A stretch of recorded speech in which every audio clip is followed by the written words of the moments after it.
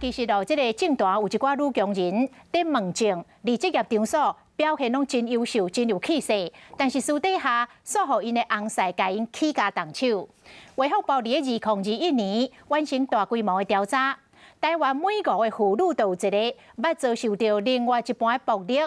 专家来呼吁，拄到这种的暴力，无需要来吞论，适时对外要求援助，安尼才会当帮助家己远离伤害。台北市政的发条再继续这样送卸下去的话，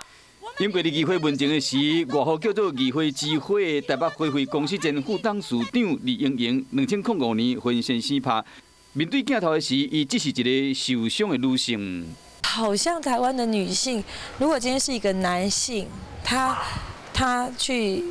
打人，或者是他今天离婚，他都可以坦荡荡。可是女性好像就是天生接受这样不平等待遇。另外，国民党议员金惠珠嘛捌互人家暴，并且报警。卫福部伫2021年完成大规模调查，18岁到74岁，捌有这个经验，也是现有亲密伴侣的妇女，每5个人都有一个捌互另外一半攻击。伫暴力形态中，以精神暴力上悬，过来是肢体暴力，另外还有经济暴力。长期关心家暴加两性关系，律师提醒讲，受害者千万唔通吞论。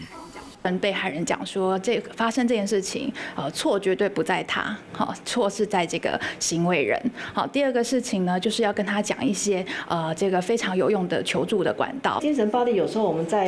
一般在冲突当中，可能就会有一些口角，但是呢，我们一般人可能是经常太常发生了，不容易去察觉，这就是属于精神暴力的范围。专家嘛提醒讲，唔是干那直接出手就算尔，另外一半你若发现讲，时常用话甲你侮辱，互你感觉真害，还是随时爱知你行踪，甚至是无要插你，这拢是属于精神暴力，爱适时找人来斗相共，才会使帮助自己远离伤害。